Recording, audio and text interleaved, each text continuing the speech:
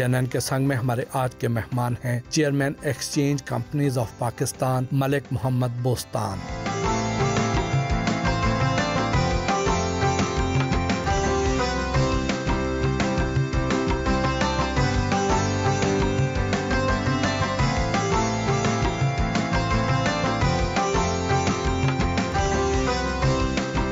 उनसे मुलाकात के लिए थोआ बादर में वाक़े मुहम्मदी हाउस पहुंचे तो उन्होंने हमारा पुरतपाक इस्तकबाल किया।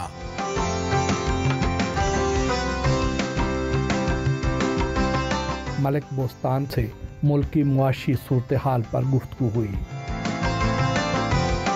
अस्सलाम वालेकुम मलिक साहब, कैसे हैं आप? जी अल्लाह करम। बिल्कुल मलिक साहब, आपने हुकूमत को 24 अरब डॉलर का कर्जा देने की ऑफर की एक बार, तो क्या आपके पास इतने ज़्यादा पैसे? जी मेरे पास नहीं है, ये थोड़ा सा कोई गलत कन्वे हो गया है।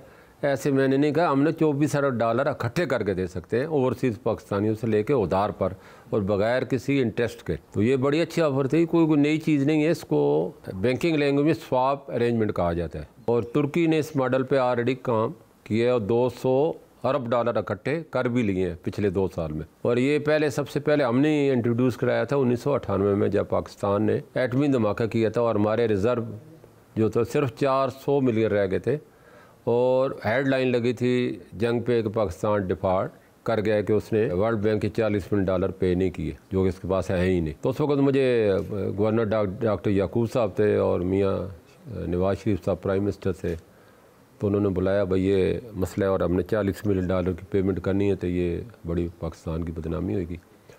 और वो हमने जुमे को कर दी थी, तो यही प्रपोजल मैंने दोबारा दिया। तो क्या वाकई पाकिस्तान पिछले दिनों डिफ़ॉल्ट करने वाला था? जी बिल्कुल, डिफ़ॉल्ट करने टेक्निकली तो हो ही गया, क्योंकि जब आप किसी कंट्री को देने 4 अरब और है उसके बाद 2 अरब, तो डिफ़ॉल्ट तो ऑटोमेटिकली होते ही है। क्योंकि लेकिन इसमें डिफ़ॉल्ट की 2 किस्में होती हैं। एक होता है कमर्शियल लोन, जो होते हैं वो डिफ़ॉल्ट कहलाता है। जो कंट्री के लोन है वो आप नहीं दें तो वो डिफ़ॉल्ट में नहीं आते। बैंकों के जो लोन है वो आपको हर हालत में पे करने होते हैं। तो वो ऐसा कोई लोन नहीं जो हुकूमत ने पे नहीं की हो। उसने एक वक्त आपने डॉलर 3 अरब तक चले गए थे, वो वही पेमेंट ही थी। लेकिन IMF ने हमें बहुत ज़्यादा तकनीक नाच नचाया है, इनको पूरे 9 महीने रगड़े लगवाए हैं। लेकिन ये मैं समझता हूँ इसहाक डार साहब, ख़ास तौर शहबाज शरीफ साहब मुबारकबाद के मुस्तहिक हैं। ये जो IMF ने पैकेज मंजूर किया है पाकिस्तान के लिए 3 अरब डॉलर का, इससे पाकिस्तान की इकॉनमी पर किस किस्म के असरात मुरतब होंगे? देखो जी, इस 3 अरब के डॉलर के साथ 23 अरब डॉलर दूसरे भी आने हैं, जो मैंने अभी आपको बताया। 6 अरब दोस्त मुबारक देंगे जो फाइनेंसिंग करेंगे, 6 से 8 अरब डॉलर उन्होंने वादा किया है। 6 अरब डॉलर वर्ल्ड बैंक से आएंगे, 12, 6 अरब इसके अपने, 18, 5 आपके पास पहले हैं, 23 अरब डॉलर ये आपके बन जाते हैं। और मज़ीद भी हैं पाइपलाइन में, तो बहुत से 17 अरब डॉलर है, लेकिन ये वो हैं जो फ़ौरन मिलने वाले हैं। तो हमारे रिज़र्व जब बढ़ेंगे तो ऑटोमेटिक आपका रुपया भी मजबूत होगा, इन्फ्लेशन कम होगा, GDP आपकी मजबूत होएगी, सस्ता लोन मिलेगा। आपका देखो ना, इंटरनेशनल जो डॉलर बॉन्ड था, जब डिफ़ॉल्ट की खबरें मुसलसल पीटी गई तो वो 1 रुपये से डॉलर से कम हो गए 51% पे चला गया, यानी कि आधी कीमत पे चला गया। इतनी नुकसान हुआ मुल्क को। और लेकिन अब जब जो ही IMF का मैदा हुआ तो उसने रिकवरी की और आज अल्लाह का शुक्र है 27 पर 2 दफ़ा किया है और आज 86 पे खड़ा है। अभी भी वाले वैल्यू से कम है, लेकिन इंशाल्लाह और भी फंड आएंगे तो इंशाल्लाह वो 1 से भी ऊपर चला जाएगा। तो ये होता है IMF का फ़ायदा। तो IMF को ग्रीन सिग्नल है, ग्रीन चैनल है पाकिस्तान का, फॉरेन एक्सचेंज का, तो वो जब आता है तो सारे चैनल आपके खुल जाते हैं। तो ये इसलिए इतनी आम आदमी इसको नहीं समझता, लेकिन हमारे मतलब कुछ नादान दोस्त ज़्यादा ही कहते हैं IMF से हमने गिरवी रखी। देखो IMF से मैं भी मिला हूँ और मैंने ये बातें पब्लिक में जो हो रही हैं, जो आम आदमी कहते हैं कि उनकी वजह से पाकिस्तान में महंगाई होती है, इंटरेस्ट रेट बढ़ता है, हमें अपने इंटरेस्ट गिरवी रखने पड़ते हैं, तो वो कहते हैं हमने कभी नहीं कहा। मेरी तमाम से मीटिंग हुई, बोला हम तो कहते हैं भाई आप हमसे, हम आपको लोन दे रहे हैं, तो आप ये लोन वापस कैसे करोगे ये हमें बता दो। तो आपके लोग वर्किंग ही नहीं करना चाहते, वो चाहते हैं, उनको पता है इतने रुपए पेट्रोल पे बढ़ाएंगे तो पेट्रोल वाले फिगर दे देंगे, गैस का दे देंगे, बिजली का दे देंगे, और यही उनके पास आसान रास्ता है बताने का। IMF नहीं कहता कि आप पेट्रोल बढ़ाएं, नहीं, वो कहते हैं हमें बताएं आप देंगे कहाँ पे, और वो हमको वो कहता है कि जितनी की चीज़ें ले रहे हैं कम से कम उतना तो लोगों से इतनी सब्सिडी ना दें कि आपको ये जो गर्दी करता है। वो कहते हैं आप बना रहे हैं 33 का, लोगों को दे रहे हैं 18 का, तो आप इसमें भी तो कोई अपनी करें ना वर्किंग, तो अपनी रेवेन्यू उन लोगों से बढ़ाएं जो टैक्स नहीं देते, और जो टैक्स देते हैं उनको ना निचोड़े। मुल्क की मुआशी सूरत हाल पर तो बात चलती रहेगी सारा दिन आपके साथ, लेकिन थोड़ा माजी की तरफ जाते हैं, बचपन की तरफ जाते हैं कि बचपन कैसा था। और ये जो जट्टों के जो बच्चे होते हैं ये कब से इतने बड़े कारोबारी हो गए? हमारी जो बचपन बड़ा टफ था, क्योंकि हम खुद एग्रीकल्चर घराने से हैं, और हमने जब होश संभाला तो वो यही, उस वक्त मैनुअल चीज़ें थी। अब तो ट्रैक्टर भी आ गए, ट्रैक्टर मशीनें भी आ गई, तो हम तो हाथ से काम किया। और मैंने बात खुद में, मुझे याद है 6ठी क्लास में जब मैं पढ़ता था तो हमारे गांव में प्राइमरी तक स्कूल था। अब अल्लाह का शुक्र कॉलेज भी बन गए, लेकिन उस वक्त फिर हमें ये मुरीद बेस है, यहाँ से कोई है 5 किलोमीटर पे, तो फिर हम यहाँ पैदल जाते थे। अगली जो मैंने मिडल वहाँ से की है, और फिर वापस आके बाकायदा ज़मीनों में हमें जाना पड़ता था और उसको चारा काटना पड़ता था, उसको काट के फिर उसको कुतर के जानवरों की हमारी ड्यूटी में शामिल था। घर के वालद साहब मेरे आर्मी में थे, वालदा का भी हुक्म था ये आपकी ड्यूटी है, बाकी मेरी ड्यूटी है। ये मैं अपनी ड्यूटी देता था पूरी। फिर रात को उस वक्त ये नहीं होती थी, बिजली नहीं थी, तो लालटेन पे हम पढ़ते थे। जब मैं मिडल गया तो फिर वालद साहब ने मुझे साइकिल, वो साइकिल उस वक्त बड़ी बात होती थी कि साइकिल पे बंदा जा रहा है, अब तो गाड़ी वाले को भी कोई नहीं पूछता। तालीम का सिलसिला कहाँ तक जारी रहा? नहीं, मैंने मैट्रिक ही किया, और मैट्रिक के बाद फिर मैं, उस वक्त जंग लग गई 71 की, तो हमें फिर वो स्कूल से भेजा गया, आप जाएँ आर्मी की, मतलब हमने बाकायदा ट्रेनिंग ली और बाकायदा जंग में हिस्सा लिया। तो वहाँ मेरा एक कान ही फट गया, बमबारी हुई, तो वो मुझे तो फिर उन्होंने अनफिट करके भेज दिया। तो फिर मैंने आके फिर मेरे वालिद साहब जो थे वो कराची में होते थे, रिटायर हो गए, इंजीनियर कोर में थे, तो वो सूबेदार थे, अल्लाह ताला उनको जन्नत में। तो उन्होंने मुझे वहाँ बुलाया। 6 महीने मैंने कोई एक फॉरेन प्रोजेक्ट था, उसमें एज ए टाइपिस्ट काम किया, पहली नौकरी। अच्छा। तो फिर उन्होंने वो ख़त्म हो गया, फिर उन्होंने बोला नहीं तुम कारोबार करो, छोड़ो, नौकरी में नौकरी रहेगी। तो फिर मैंने अल्लाह का शुक्र कारोबार शुरू किया, और ट्रांसपोर्ट का किया, और उसके बाद इलेक्ट्रॉनिक में आए, उसके बाद फिर फॉरेन एक्सचेंज में आए। और अभी हमारे यानी कि एग्रीकल्चर हमारा ख़ानदानी था, अब थोड़ा बहुत हमने कंस्ट्रक्शन का भी शुरू किया, IT का भी है। तो अब बेशक हमारे बेन यही है कि इसमें प्रॉपर्टी और इसमें IT में, और इसमें अभी हम इसमें आ गए सॉफ्टवेयर हाउस में भी आ गए। आपका नाम बड़ा मुनफरिद है, ये किसने रखा? ये दरअसल बुस्तान सादी, गुलस्तान सादी था, आपने सुने, बड़ी मशहूर थी, तो हमारी वालदा साहब वो पढ़ती भी थी। अच्छा। तो वो उन्होंने रखा था। मेरे वालिद साहब को गुलस्तान था, तो वो मेरी दादी जो थी, और उन्होंने मेरी अम्मी को कहा कि इनका मैं बुस्तान रख देती हूँ, बोला ठीक है। तो वो दोनों ने मिल के रखा। बचपन में शरारती थे या खामोश तबा? नहीं, मैं शुरू से कोई ज़्यादा शरारतें नहीं करते थे, क्योंकि रिस्पॉन्सिबिलिटी इतनी ज़्यादा थी कि हमें टाइम ही शरारतों का नहीं मिलता था। सुबह फजर के उठ के नमाज, हमारी वालदा साहब ने बचपन से अभी तक ये आदत है, नमाज तो लाजमी आपने पढ़नी है, चाहे कोई माफ़ी नहीं है। फिर वो सुबह क्योंकि हमने दूसरे स्कूल जाना होता था, वो साइकिल पे जाना होता था, फिर वो तो हमने वो एक फिर रात तक काम होता था, तो कहाँ शरारतों का तो टाइम ही नहीं मिला।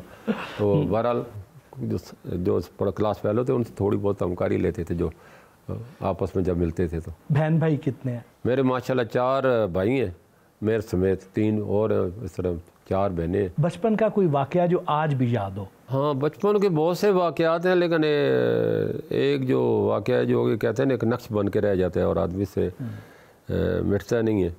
तो हम लोग इधर होते थे तो उसको ये जिन्नात के बड़े किस्से होते थे कि फलानी जगह पे जिन आ गया, फलानी जगह ये हो गया। तो वो लोग जो है ना, वो खरबूजे, वो सब लोगों के खरबूजे, तरबूज, ये जो बड़ी कीमती चीज़ होती थी उनके लिए। तो वो हर आदमी अपनी जब उसकी तैयार होती थी फसल, तो वो उसको यानी कि उसका रखवाली करता था, रखवाली करते थे, ख्याल रखता था। तो वो एक दफ़ा हमारे भी हो गए थे। मुझे वालदा ने कहा भाई इधर इधर रात को आके लूट लेते हैं, तो आपने ना ख्याल करने। फिर मैंने बोली ये बड़ा मुश्किल काम है, बड़ा चलो जाते हैं। फिर बोला तो कुर्सी पड़ के सो जाना। तो हमारे दोस्तों ने उन्होंने कोई एक प्लान बनाया जानबूझ के। अच्छा। तो वो उन्होंने क्या किया कि ऊपर वो होते हैं ना जलने वाली जो होती हैं, वो मोमबत्ती नमा होते हैं, तो उन्होंने ऊपर रख के सर पे पगड़ियाँ सी बांध के, तो ऊपर वो जल्दी जलती हुई, मैंने बोला जिन आ गए भाई, हमला हो गया। तो मैं उधर से ना आयतुल कुर्सी पढ़ता रहा। तो जब मैं उठा तो वो फिर एक ने वो नीचे फेंकी, फिर उसने आवाज़ दी, बोला कहीं मारी नहीं जाइए कि इस तरह की ये वाक़यात आते रहते थे। ये बड़ा इंटरेस्टिंग भी था और बड़ा यानी कि खौफज़दा भी था। क्या बचपन में कभी सोचा था कि आप बड़े होके डॉलरों में खेलेंगे, डॉलर मैन बनेंगे? नहीं, मेरे तो हमारी ना ख़ानदान में था, एक ही हमारे 2 ही सब्जेक्ट थे ख़ानदान में, तीसरा बाद में पैदा हुआ। पहला ज़्यादा आपने पढ़ के तो फ़ौज में जाने, और दूसरे ज़्यादा आपने जो है अपनी खेती बाड़ी करनी है, और तीसरे ये कि बाहर चले जाना है। फिर बाहर के भी 72 में आ गया था आस्ता आस्ता, तो इधर उधर कोई ध्यान ही नहीं था। तो ये तो मेरे वालिद साहब उधर गए कराची में, तो उन्होंने मुझे कहा तुम बिज़नेस करो। तो ये हम ड्यूटी फ्री शॉप में बेसिकली वो मैं वहाँ से परचेज़र थे। तो वो उस वक़्त हम कोई तकरीबन उस वक़्त $1 लाख की इक्वलेंट हम परचेज़ करते थे। तो इस तरह मियाँ साहब को निवाश अल्लाह उनको खुश रखे, अल्लाह उन्होंने बड़ी ये मुल्क फ्री इकानमी का उन्होंने नारा लगाया, पाकिस्तान की यानी गेम चेंज कर दी। तो वो उन्होंने मनी चेंजर के लाइसेंस इंट्रोड्यूस कराया पहली दफ़ा पाकिस्तान में, क्योंकि उनको किसी ने बताया कि पाकिस्तानी इस वक्त भुट्टो साहब ने जो बगैर मैं आप दुनिया को बताता चलूँ, और ख़ास तौर कौम को 2 जो कारनामे, एक नवाज शरीफ साहब का और एक जुल्फ़िकार अली भुट्टो साहब का, यानी कि कौम के ऊपर बड़ा एहसान है। पहले भुट्टो साहब का ये एहसान है कि भुट्टो साहब से पहले पासपोर्ट ही नहीं बनता था, सारे ऑन अराइवल वीज़े थे पाकिस्तान के लिए, पूरा यूरोप के दरवाजे खुले पड़े थे, लेकिन हमारे MNA हमारे लोग उनको बनाने नहीं देते अमीर ना हो जाए, तो वो पासपोर्ट ही नहीं बने। पासपोर्ट होते तो वो बेचारे जाते, MNA के बगैर। भुट्टो साहब को पता चला, उन्होंने शनाख्ती कार्ड इंट्रोड्यूस कराया पाकिस्तान में पहली दफ़ा। पासपोर्ट हर बंदे का मिला, ये जो 50 लाख पाकिस्तानी जो गए मिडल ईस्ट में उनकी वजह से गए। फिर नवाज शरीफ साहब आए, उन्होंने फ़ॉरेन एक्सचेंज को फ्री कर दिया। क्यों? उससे पहले उनको जब बताया गया कि ये ओवरसीज़ पाकिस्तानी ज़ाहिर वहाँ डॉलर ही कमा के लाएंगे, तो वहाँ कानून देखो कमकली, डॉलर रखना जुर्म था। वो पुलिस पकड़ लेती थी, तुमने डॉलर वही कहा, भाई मैं बाहर से कमा, नहीं ये तो जुर्म है। वो बेचारा उनको दे के जान छुड़ाता था। मियाँ साहब को ये पता चला, उन्होंने बोला कि कोई डॉलर रखना लेना देना कोई जुर्म नहीं है, हर आदमी रख सकता है, ले जा सकता है, ला सकता है, टोटली फ्री कर दिया। उसका नतीजा क्या निकला? $11 अरब पाकिस्तानियों के यहाँ आ गए पाकिस्तान में। वो बड़ी इन्वेस्टमेंट हुई 93 के बाद बेहिसाब। और क्यों मेरा तो नहीं था, ये आपने जब सवाल किया तो ये इससे सारे रिलेटेड था। तो हम ड्यूटी फ्री शॉप में काम करते थे, एयरपोर्ट पे टेंडर आ गया कि वहाँ बूथ जो है वो अप्लाई करें। तो मैंने यार हमारा भी काम है, चलो डालो तो हमें ज़रूर, चलो वहाँ से डॉलर आ जाएंगे, हम यहाँ से परचेज़ कर लेंगे, मतलब ये ख्याल था इतना सारा। खैर हमने बनाया, मियाँ साहब ने ओपनिंग की उसकी। मियाँ साहब ने जी बिल्कुल, जिना टर्मिनल की और साथ हमारे भी उन्होंने ओपनिंग की। आज जब अपने बच्चों की शादियाँ करते हैं तो उनके सेहरे पे जो नोट होते हैं हार पे, वो पाकिस्तानी रुपए होते हैं या डॉलर होते हैं? जी हमने तो आज तक बच्चों को हाथ डाले ही नहीं है। अच्छा। हम बड़ी सादगी से शादी में करते हैं। मुंह दिखाई में डॉलरों की कापियाँ दे दे? तो कभी नहीं दिया हमने। ये गया हम अपने पाकिस्तानी जो पैसे हैं वो भी लिफाफे में देते हैं, दिखावे के लिए नहीं देते। लोग हमारे करते हैं, वो अल्लाह ने हमें दिए, सबको पता है। मैं अगर ये देखो ना, ये मैं सादा सा आदमी हूँ, कई आदमी मेरे से मिलते हैं तो कहते हैं बड़ा पता नहीं मुल्क पाकिस्तान क्या चीज़ होएगी, तो मैं तो वही शलवार, आज तो मैंने स्कर्ट भी पहन लिया, ये भी मैं कम पहनता हूँ। तो बड़े आम सी ज़िंदगी, हमने इस मिट्टी से पैदा हुए, इसी मिट्टी में जाने, हमने क्या कर दिखानी है।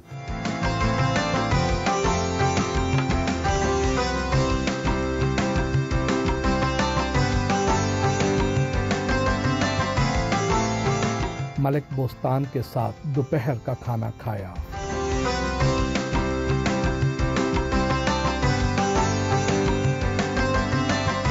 गुफ्तगू का सिलसिला जारी रहा।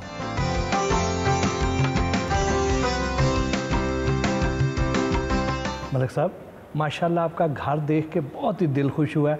आपने तो जंगल में मंगल बना रखा है। बस ये अल्लाह का करो। मैं यहाँ इसका घर का नाम ही मोहम्मदी हाउस है, तो उस नाम की बरकत से ना इसके हर तरफ 4 चांद लग गए। हमारा कोई कमाल नहीं है। सही। और ऐसा बना है कि हर कोई देखते हैं वाकई कोई शाकार है। तो बस हमने से उस नाम के सदक़े है, उनका करम है, बाकी हमारी कोई औकात नहीं। इसमें तो कोई शक है ही। मलिक साहब ये बताएं कि ये जो एक्सचेंज मार्केट है, क्या इसमें भी स्टॉक एक्सचेंज की तरह पैसा इन्वेस्ट किया जा सकता है? वो इसमें ये होता है कि आप अपना फॉरेन एक्सचेंज खरीद, उसमें शेयर खरीदते हैं, इसमें आप फिज़िकली नोट खरीदते हैं, फ़र्क इतना ही है। तो वो बाइंग सेलिंग एक्सचेंज करते हैं तो आपको फ़ायदा भी होता है, नुकसान भी होता है। स्टॉक में भी यही होता है, आप स्टॉक खरीदते हैं, कभी रेट बढ़ जाता है, कभी कम हो जाता है। इसमें भी सेम चीज़ सेम ही है, लेकिन उसमें क्योंकि पेपर होता है, इसमें फ़िज़िकली आपको सरमाया के बदले सरमाया देना पड़ता है। यानी एक आम आदमी अगर कोई इन्वेस्टमेंट करना चाहता है तो आप कहते हैं कि वो फॉरेन एक्सचेंज लेके, फॉरेन करेंसी लेके तो वो अपने पास रख सकता है, बिल्कुल इजाज़त है उसको। जो लोग कम वक्त में और थोड़ी मेहनत से ज़्यादा पैसा कमाना चाहते हैं, क्या वो इस बिज़नेस की तरफ आ जाए? देखो जी, इसमें मेहनत बहुत है। सबसे रिस्की जो इस वक्त बिज़नेस है वो फॉरेन करेंसी का। इसमें 3 तरह के रिस्क हैं, ख़तरात हैं। पहला तो सबसे बड़ा तो डाकुओं से ख़तरा रहता है हर वक्त। वो किसी वक्त आप देखते हैं लुटते रहते हैं, बड़ी बड़ी डकैती हुई हैं 13-13 करोड़ की, 8-8 करोड़ की, 5-5 करोड़ की।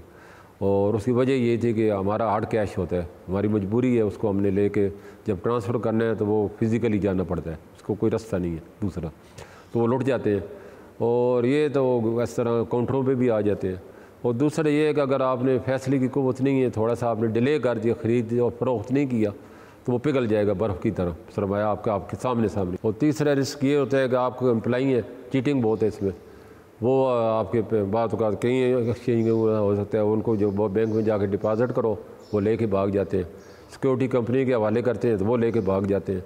तो ये बड़ी यानी डिफ़िकल्ट और हर वक्त टेंशन रहती है। आपके ख्याल में इसाक डार और मिफ्ता इस्माइल में से किसकी पॉलिसी ज़्यादा बेहतर थी? देखो, ये सियासी सवाल है। पॉलिसियाँ अपना अपना माइंड होता है कि बाद हुआ एक की पॉलिसी उसके हिसाब से सही होती है। इसाक डार साहब की पॉलिसी इस वजह से हम सही कहते हैं कि मुल्क को फ़ायदा होता है, नुकसान नहीं होता। क्योंकि हम बाकी कहते हैं कि डॉलर को फ्री छोड़ दो, तो फ्री छोड़ने का मतलब है घोड़े को बेलगाम करना। बाकी भी जितने मिनिस्टर रहे हैं हमारे मेरे तक में, तमाम जितने भी हफीज़ पाशा साहब है, असद उमर साहब है, हफीज़ शेख साहब थे, शौकत तरीन साहब थे, मिफ्ता साहब थे, सबसे मीटिंगें होती रही हैं। तो सारे अपने लिहाज से था, कोई भी काम नहीं था। आप जो अभी बता रहे थे कि लोगों ने बहुत से डॉलर्स घरों में रखे हुए हैं या बैंकों के लॉकर्स में रखे हुए हैं, तो क्या कोई ऐसी स्टडी है, कोई अंदाज़ा है कि कितने डॉलर्स लोगों ने लॉकर्स में संभाल रखे हैं? देखो, पाकिस्तान में फॉरेन एक्सचेंज की बिल्कुल कमी नहीं है। मैं आपको दूँ वहाँ रिकॉर्ड बातें हैं, ऑफ रिकॉर्ड तो कोई भी नहीं बता सकता ना। पिछले 30 साल में 180 अरब डॉलर पाकिस्तानी बैंकों से गैर मुल्की बैंकों में ट्रांसफर हो गया ऑन रिकॉर्ड। 180 अरब डॉलर, जबकि हमारे कर्जे 130 अरब डॉलर है। यानी फॉरेन एक्सचेंज की तो कोई कमी नहीं है। आपके ख्याल में वो कौन सी गलती थी जिसकी वजह से पाकिस्तान में डॉलर का रेट बढ़ना शुरू हुआ? देखो, वो गलती वही थी जो मैंने अभी बता दी है, जो डार साहब भी कहते हैं कि हम शायद इसको आज़ाद कर देंगे फ्री, जैसे IMF बार बार कहता है, तो ये हमारी एक्सपोर्ट बढ़ जाएगी और डॉलर आने शुरू हो जाएंगे। तो वो हुआ नहीं, उल्टा हो गया। एक्सपोर्ट क्यों बढ़ती भाई? जब आप इंपोर्ट करके एक्सपोर्ट करने हैं तो आपको तो डॉलर को किसी न किसी हद में रखने। किस दौरे हुकूमत में डॉलर सबसे ज़्यादा बढ़ा? स्टार्ट तो हुआ था पीपल पार्टी के दौर में, 60 से सीधा 125 पे गया, तो वो यानी कि 100% बढ़ गया। तो वो उन्होंने भी यही, उस वक्त शौकत तरीन साहब थे, तो उन्होंने इसको जो कैप लगा, उसको कैप कहते हैं, डार साहब कैप लगाया, फिर शौकत अजीज साहब ने भी कैप लगा के रखा हुआ, सब ने कहा, उन्होंने नहीं हटाया। कैप का मतलब होता है कि $1 की हद मुकर्रर कर दें, इससे ऊपर आप नहीं जाएंगे। तो वो कैप हटाया तो जिन का बोतल जो निकला, तो जिन ने जो है सब छप्पड़ फाड़ दिया, पाकिस्तान का बेड़ा गर्क कर दिया। PTI दौर की मुआशी पॉलिसीज़ कैसी थी? देखो, मैं इसमें इमरान खान साहब से बड़ी उम्मीदें थी, पूरी क्या दुनिया को, क्या पाकिस्तान को तो बहुत ज़्यादा थी, क्योंकि उन्होंने उनके इर्द गिर्द जितने भी उनको बावर यही कराया था कि हमारे पास बड़ा सरमाया है, हम लेके आएंगे। जो उन्होंने कहा हुकूमत बनी 200 अरब डॉलर का, तो सब ने सुना था। हाँ। IMF के मुंह पे मारेंगे। तो ये ऐसा नारा था कि हर आदमी खुश था कि चलो ये वायद लीडर है जो कि 200 अरब डॉलर का नाम तो ले रहा है। तो वो अगर वादा वफा करते तो बात हो जाती, लेकिन बैड लक उनके साथ, वो कहते हैं खोटे से के ऐसे शामिल हो गए। यहाँ पे मुझे साथ साथ तिलावत की आवाज़ भी सुनाई दे रही है। कुरान शरीफ की ये आयत लगाई थी, फबई आला रब्बे को मात का ज़बान, उसका फल सबसे ज़्यादा हुआ। वाह।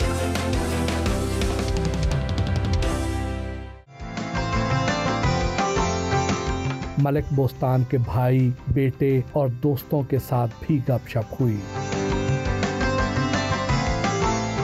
जनरल साहब, मलिक बोस्तान साहब के बारे में बताएं, कैसे दोस्त हैं, कैसे इंसान हैं? देखिए भट्टी साहब, मेरा जो एक मादूद सा हल्का अहबाब है ना, मेरी ये खुशकिस्मती है कि उसमें बहुत इम्पॉर्टेंट एडिशन जो है मलिक बलूचिस्तान साहब की है। ये हमारे इलाके की, चूँकि मेरा ताल्लुक भी चकवाल से है, ये हमारे इलाके का ही फ़ख्र नहीं है, ये हमारी कौम का फ़ख्र है।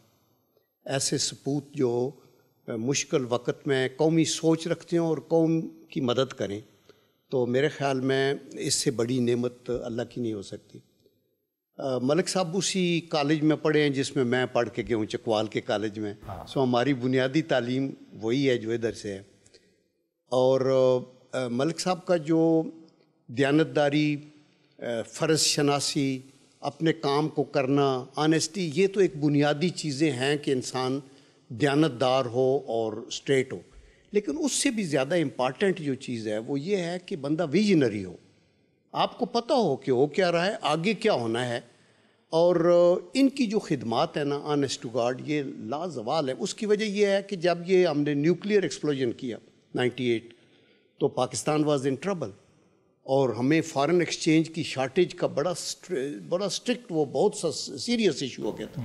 इन्होंने कहा $6 बिलियन मैं इंशाल्लाह आपको करके दूंगा, देयर इज़ नो प्रॉब्लम कि आप करें। अभी भी देखिए हम मुश्किल हालात से इकानमी को गुजरे हैं, लेकिन इनकी गुफ्तगू कभी भी मायूस कुन नहीं हुई। ये अंदर से समझते हैं कहाँ कहाँ मसला है, लेकिन इनके ज़हन में होता है कौम का मोराल भी नीचे ना जाए, स्पेकुलेटिव बहुत से नुकसानात हो सकते हैं वो भी ना किए जाएं, और ये हमेशा रे ऑफ होप देते हैं। तो ये क्वालिटीज़ एक आम बिजनेसमैन की या एक आम पॉलिटिशियन की नहीं होती, ये क्वालिटी स्टेट्समैनों की होती है, लीडर्स की होती है। मलिक साहब आपके बड़े भाई हैं जी, घर में इनका रवैया कैसा होता है? क्या बड़े सख्त मिजाज आदमी है, बड़ा रोब दबदबा होता है एक बड़े भाई की तरह इनका? नहीं, इनका रवैया कोई सख्त नहीं होता, बड़े यानी माँ बाप की तरह होता है। बाकी को भी इन्होंने सख्त रवैया इस्तेमाल नहीं किया, क्योंकि इनके अंदर वो चीज़ ही नहीं है सख्त रवैये वाली। और कभी कोई मतलब है इनको खलल पैदा हो रहा हो तो फिर थोड़ा सा इनको होता है भाई एक साइड पे हो जाओ।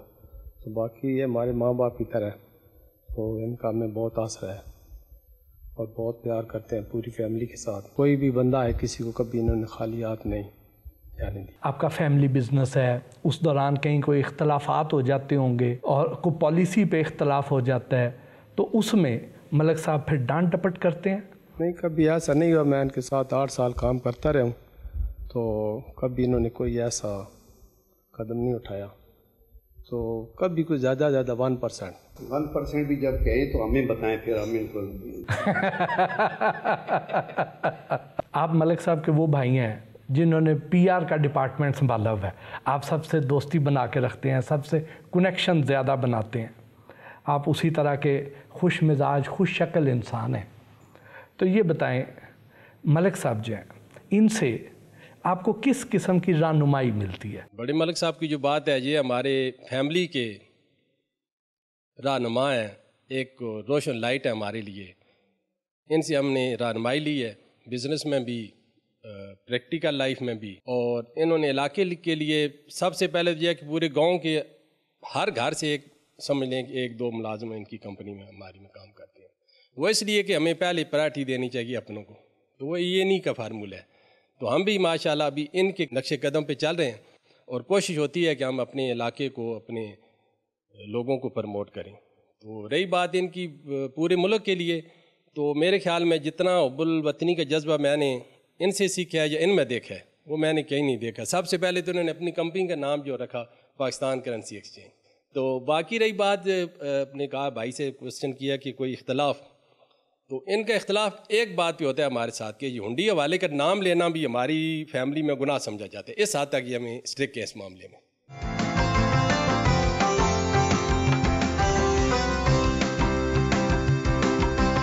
ये बताएं, वालिद साहब माशाल्लाह इतने ज़्यादा मसरूफ़ होते हैं, कभी कराची होते हैं, कभी इस्लामाबाद होते हैं, कभी पाकिस्तान से बाहर होते हैं, तो वालिद साहब ज़्यादा आसानी से दस्तयाब होते हैं या डॉलर? मेरे ख्याल से डॉलर से ज़्यादा जो वालिद साहब हैं वो ज़्यादा आसानी से दस्तयाब होते हैं। कभी ऐसा नहीं हुआ कि मैंने कॉल किए या इन्होंने मुझे कॉल किए 10-15 मिनट के अंदर हमारा कनेक्शन ना हो। इनका भी ये कि इनकी जब भी कॉल आई है 10 मिनट के अंदर मेरी कम्युनिकेशन, मैंने जब भी कॉल की अवेलेबल है। इंटरव्यू में भी है तो उनका मैसेज आया था I will call you later, even के इंटरव्यू में भी है, तो ऐसा कभी भी नहीं हुआ। बतौर बाप उन्हें आपसे कोई शिकायत भी होती होंगी? जाहिर सी बात है, जब सीख रहे होते हैं आप, प्रैक्टिकल लाइफ में होते हैं, क्योंकि हमारा विजन वैसा तो नहीं जो इनका प्रैक्टिकल लाइफ में विजन है, तो उसमें गाइडेंस भी होती है, डांट भी पड़ती है और डायरेक्शन भी ठीक हो जाती है। फिर कुछ अर्से बाद समझ आती है कि हाँ ये ठीक कह रहे थे, उस वक्त नहीं समझ आती, लेकिन जब टाइम गुजरता है ना फिर समझ आती है कि ये इनकी जो बात है बिल्कुल ठीक है, बहुत वजह। किस किस्म की गाइडेंस लेते हैं, किस किस्म की नसीहत करते हैं? देखिए, लोगों के बारे में,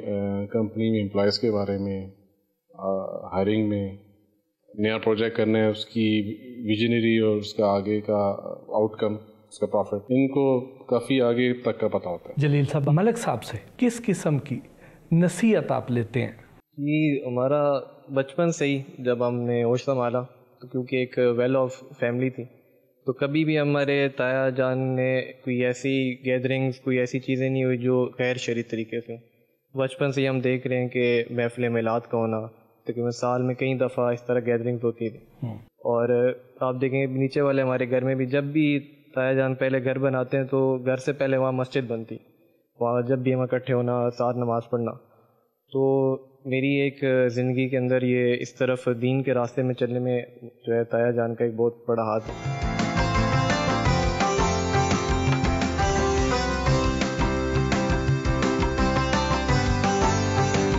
दोहराबी डैम और अंगूर के बागात दिखाने के लिए घर से रवाना हुए।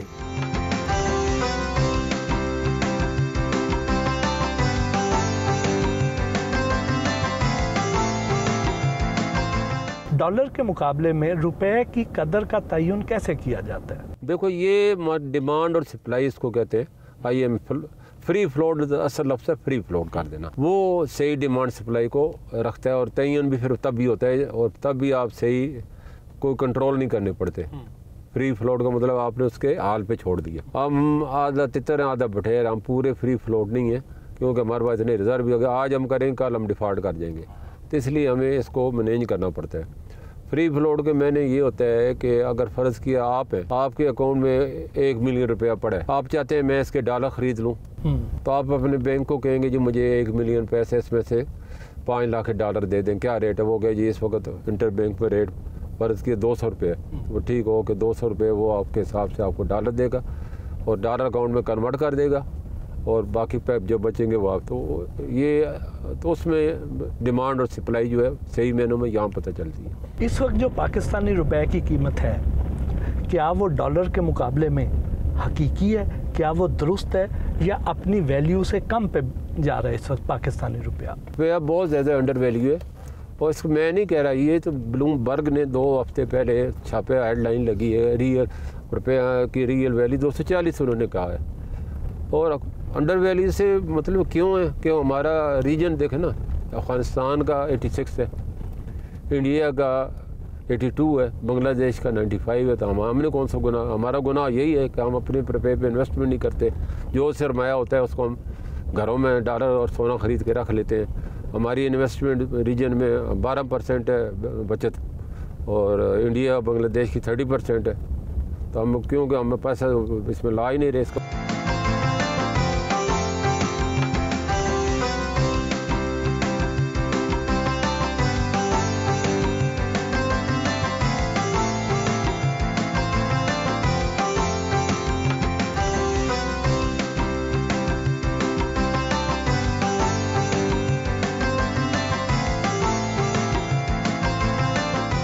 मलिक साहब, माशाल्लाह, ये तो बहुत ही अच्छा बाग है। खजूरें भी हैं, लेमन भी हैं और इधर अंगूर भी।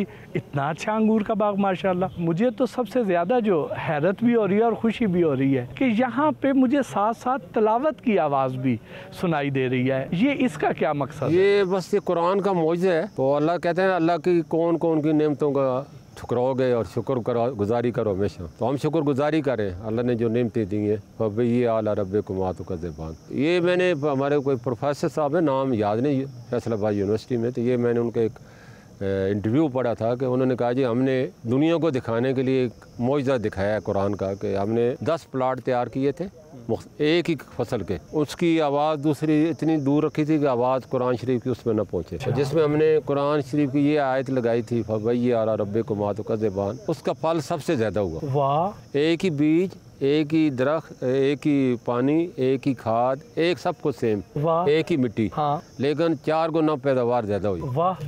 फिर उसके बाद अगला जो उनका प्लाट था उसमें वो उन्होंने नाच गाने लगवाए, हाँ। गानों से उसकी पैदावार उससे कई गुना कम हुई। और एक हमने ऐसे उसमें कुछ भी नहीं लगाया तो उसकी पैदावार नॉर्मल हुई जो कि बताई जाती है। सुन के ज़ाहिर एक मौजज़ा है दुनिया को दिखाने के अल्लाह की कुरान का। मैंने अपने जितने भी प्रॉपर्टी मैनेजर है मैंने भैया जहाँ भी हमारी बाग है ना और फसलें हैं वहाँ तुम ये स्पीकर लगवा दो और ये तलावत सुबह शाम कराएं। वाह वाह वाह।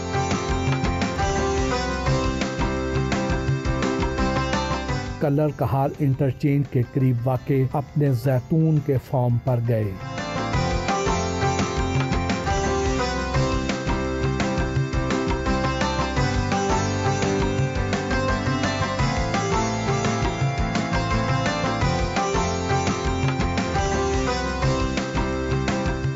मलिक साहब ये क्रिप्टो करेंसी क्या चीज़ है? नाम भी क्रिप्टो है, क्रिप्ट से क्रिप्टो बने तो उसकी आप क्या मिसालें दे रहे हैं।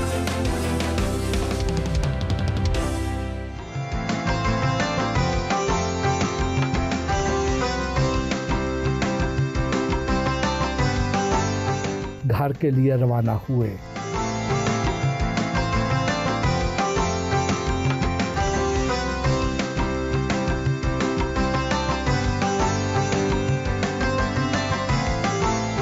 मलिक बोस्तान से गुफ्तगू का सिलसिला जारी रहा।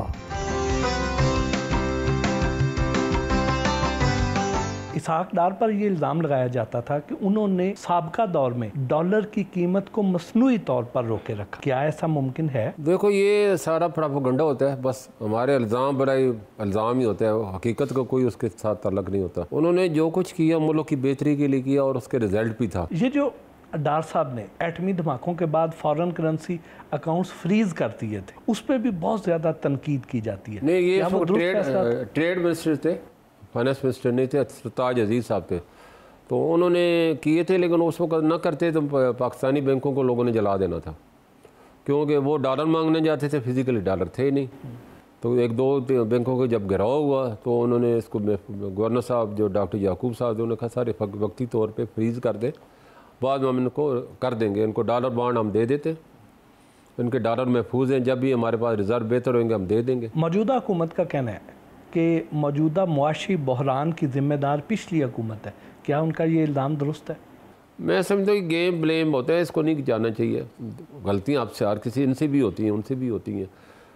जैसे अभी ये आए थे तो क्राइसिस चल रहा था, आपको सामने ही है। डॉलर की स्मगलिंग भी हो रही है, ये अमल किस तरह अंजाम पाता है और इसकी रोकथाम कैसे मुमकिन? देखो बदकिस्मती से हमारे दोनों बॉर्डरों पे एक तरफ अफगानिस्तान है एक तरफ ईरान है। अब उनके इकनॉमिक सेक्शन है और उनके account bank dollar account operate ही नहीं होते। वो हमारे समझे 2 सूबे हैं, 5 और 6ठा सूबा, तो वो हमारी ज़रूरत इधर से पूरी करते हैं। हमारे रूल लॉ भी ऐसे हैं।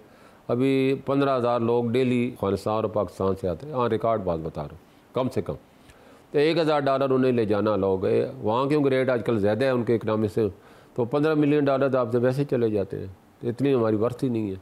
तो ये मैंने हुकूमत से रिक्वेस्ट की है कि आप इसको डॉलर की बजाय अफगानी और पाकिस्तानी ले जाएं। अब दोनों मुल्कों में चलता है, बाकी करेंसी पर पाबंदी लगा दें तो ख़ुद ब खुद ये ख़त्म हो जाएगा। मुस्तकबिल में डॉलर जो है ग्लोबली क्या अपनी पोजीशन मुस्तहकम रखेगा या गिरेगा? देखो डॉलर जो बहुत ज़्यादा दुनिया के सबसे ज़्यादा कर्जे अमेरिका ने लिए होंगे और उसका जो कर्ज़ों का हजूम है पूरी दुनिया की एक तरफ उसके एक तरफ है। तो हमारा तो फी कस 1.5 लाख है ना, तो उसका तो 5 लाख बन रहा है इस वक्त फी कस। हमारे लोग होते हैं, मैंने उनको पूछा उनका कितना कचरा था, तो वो उसकी इकानमी दिन ब दिन गिर रही है, इम्पोर्ट उसकी बढ़ गई है, खसारा बढ़ रहा है, कर्जा बढ़ रहा है। चाइना की वजह से वो बड़ा परेशान है, इसीलिए चाइना को हर वक्त वो तो मलामत करता रहता है और चाइना बड़े तदब्बर के साथ अपनी इकानमी को बढ़ा रहा है, CPEC इसी कैसे है। और वो किसी वक्त भी अब दुनिया के पहले 90% LC जो है डॉलर में खुलती थी और अब वो 60% पे आ गई, यानी 40% दूसरी करेंसियों में चली गई। इस तरह जो रिज़र्व थे वो 95% डॉलर में थे, अब कम होकर 65% रह गए। तो आस्ते आस्ते लोग अपने डॉलर से निकल रहे हैं, और जिस दिन डॉलर के पंजे से लोग निकल जाएंगे तो डॉलर ने इतना ज़्यादा गिरना है कि लोग डॉलर लेके घूम रहे होंगे, कोई ख़रीदने वाला नहीं होगा। चाइनीज़ करेंसी युआन का मुस्तकबिल क्या देखते हैं? देखो, उसका अभी भी चाइना अलग है, ये एलीट यानी कि इसको कहते हैं एलीट बास्केट करेंसी है। पहले 5 थी, छठा अब चाइना शामिल हो गया उसमें एलीट क्लास में। पहले अमेरिका था, जापान था, यूके था, यूरो था, तो अब जो है उनकी जगह इसको भी अलाउ कर दिया। इसकी एलसी खुल सकती है, इन्वेस्टमेंट हो सकती है। अभी भी 35 कंट्री जो है इसकी करेंसी यूज़ कर रहे हैं। तो अगर सारे लोग आ जाते हैं, चाइना खुद अभी थोड़ी अपनी करेंसी को एक्सपोर्ट बढ़ा रहा है क्योंकि अपनी, लेकिन आने वाले दिनों में वो एक नई करेंसी के बारे में सोच रहे हैं। तो अगर आ जाती है डॉलर के मुकाबले में तो फिर डॉलर बहुत ज़्यादा तेज़ी से गिरेगा। जिस तरह चाइना ईरान में इन्वेस्टमेंट कर रहा है और ईरानी इकॉनमी बेहतर होने की तवक्को की जा रही है, तो क्या ईरानी करेंसी भी मुस्तकबिल में स्ट्रॉन्ग होगी? हाँ, 450 अरब डॉलर की उसने इन्वेस्टमेंट का मायदा किया, बहुत बड़ा मायदा है, और वो हो रही है। अगर वो चाइना उसमें नहीं आते तो आप ईरानी कितनी गिर चुकी थी, रुक गई है। जो इसकी इकनॉमिक सेक्शन लगे उनको हटानी पड़ेंगी, क्योंकि अब तो कोई रहा ही नहीं है। सऊदीया था, उसने भी सुलह कर ली, और बाकी कुछ है नहीं। चाइना और रूस वैसे वो अपनी करेंसी सोच रहे हैं अलग, जो मैंने 35 कंट्री ने मायदा आपस में कर लिया। किसी वक्त भी कोई नई करेंसी इंट्रोड्यूस हो जाती है तो ऑटोमेटिकली फिर तो उसको वैसे होल्ड ख़त्म हो जाएगा। आज 35 है, कल 55 हो जाएंगे, कल 200 हो जाएगा। तो क्योंकि अमेरिका ने जब से अकाउंट फ्रीज़ किए हैं, लोग उससे खौफज़दा हो गए। ये जब चाहता है जो बग़ैर बिला वजह अकाउंट फ्रीज़ कर देता है, इकनॉमिक सेक्शन लगा देता है। तो ये अब उसके इसी वजह से जो है ना, अब लोग उससे हट के इस तरफ जा रहे हैं। अभी जो रशियन तेल की ख़रीदारी में पाकिस्तान ने डॉलर की जगह पे चाइनीज़ करेंसी यूज़ की है, उसको आप किस नज़र से देखते हैं? हमारा चाइना के साथ इस वक्त 25 अरब डॉलर सालाना इंपोर्ट बिल है, और हम 2 अरब डॉलर की सिर्फ एक्सपोर्ट करते हैं। 23 अरब डॉलर का हमारा खसारा है। तो वो अगर हुकूमत इसको मैनेज कर लेती है तो बहुत बड़ा फैसला है। अभी अल्लाह का शुक्र 28 महीने में पहली दफ़ा करंट अकाउंट सरप्लस आ रहा है। तो ये हो जाए बड़ी बात, लेकिन फिर भी वो भी तो करते ही है ना, चाहे डॉलर में ले चाहे युआन में ले। लेकिन ये कि वो ब्लैकमेल नहीं करेगा आपको, ये ब्लैकमेल करते हैं IMF के ज़रिए, वर्ल्ड बैंक के ज़रिए। वो आपको लिहाज कर लेगा, एक्सटेंड कर देगा, रोल ओवर। अभी तो उसी ने रोल ओवर किए था बच्चे, वरना पाकिस्तान डिफ़ॉल्ट था, जो आप कह रहे थे डिफ़ॉल्ट हो गया था, उसने अपने सारे कर्जे रोल ओवर किए। तो ये उसका बड़ापन है, पाकिस्तान का साथ देता है। प्रोपेगेंडा किए जाते हैं, अलग है, वो सारा गलत है।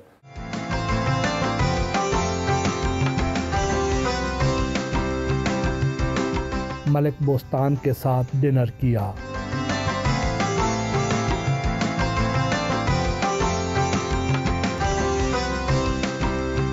मलिक बोस्तान के साथ हल्की फुल्की गपशप भी हुई।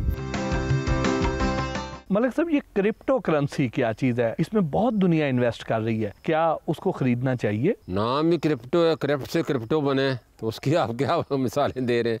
जिसने उससे करप्शन से कुछ भी होना है उसका अंजाम तो बुरा ही होना है। और क्रिप्टो करेंसी कोई भी आना नहीं कर रहा, बस ये अंडरवर्ल्ड की एक ईजाद है और हुंडी वाले के जदीद एक किस्म है, डिजिटल।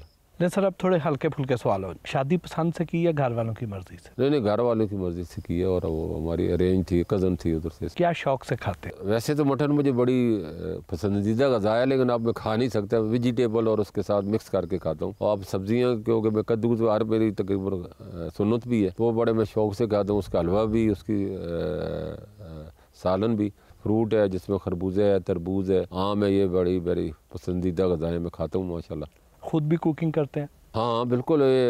हमारे वालिद साहब जब मैं कराची में गया था तो वो सिंगल थे, तो वो उन्होंने बोला भाई ठीक है भाई तुम कुकिंग खुद करो, तो उन्होंने मुझे सिखाई, मैंने की। आपके नज़दीक मोहब्बत क्या है? देखो, मोहब्बत एक बड़ा जज्बा है जिसका नाम अल्लाह ने, देखो, नबी पाक से मोहब्बत की है ना। उनकी मोहब्बत में पूरी ज़मीन आसमान बना दे, हम और आपको बना दिया, तो वो तो एक पाकीज़ा रिश्ता है। पाकिस्तान के अलावा और कौन सा मुल्क पसंद है? देखो, मुझे सबसे ज़्यादा सऊदी पसंद है, वहाँ ही हमारा सब कुछ है, उन्हीं के दम से सारी कायनात है, उनसे बड़ा तो मुल्क हमारे नज़रिए में तो हो ही नहीं सकता। फुर्सत के लम्हात में क्या करते हैं? बस मेरे को फुर्सत मिलती, लेकिन ज़्यादा मैं रीडिंग करता हूँ, क्योंकि ये मेरी आदत है, सुबह उठ के नमाज़ पढ़ने के बाद वॉक करता हूँ। वॉक के बाद जो है मैंने अखबार को रात भी चाटना है, चाहे आधा घंटा लगे, 1 घंटा लगे।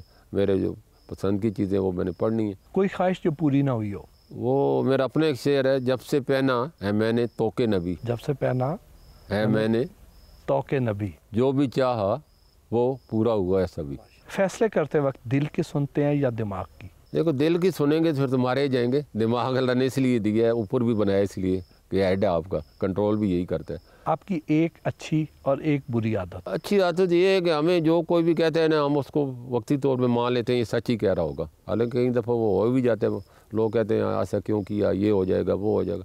यार हो सकता है ये मेरे पास अल्लाह ने भेजा है तो कोई ना कोई वजह तो होएगी। बुरी आदत ये मतलब ये नेचुरल हर बंदे में होता है। अपनी जो है कहता है कि मेरी बात जो सही है मैं कह रहा हूँ, यकीन क्यों नहीं कर रहा। तो अब उसका अपना नज़रिया है, मेरा अपना नज़रिया है। जैसे मैंने अभी कहा तो कहीं मेरे भाई इसके मुखालफ भी करेंगे, तो मैं उसको जितने चाहूँ ये समझा नहीं सकता, तो उसने समझना है जिसको हुक्म है।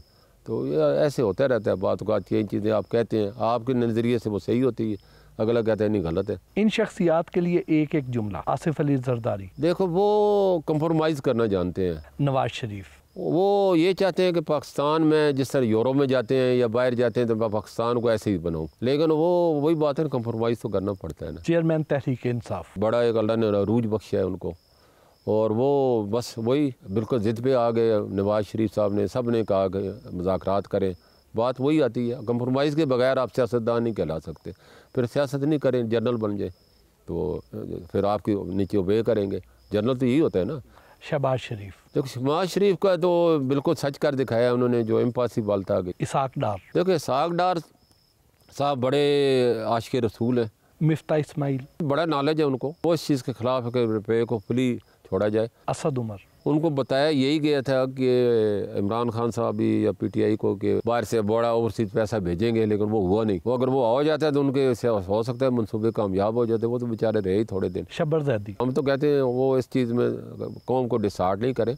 हफीज़ शेख, उनका अपने नज़रिया था, वो इस चीज़ के एग्री थे कि मार्केट को आप कंट्रोल नहीं करें, बस उसके हाल पे छोड़ दें। सर बहुत बहुत शुक्रिया, आपके साथ सारा दिन गुजारा, बहुत अच्छा लगा, बहुत अच्छी यादें लेके जा रहे हैं। Thank you. Thank you.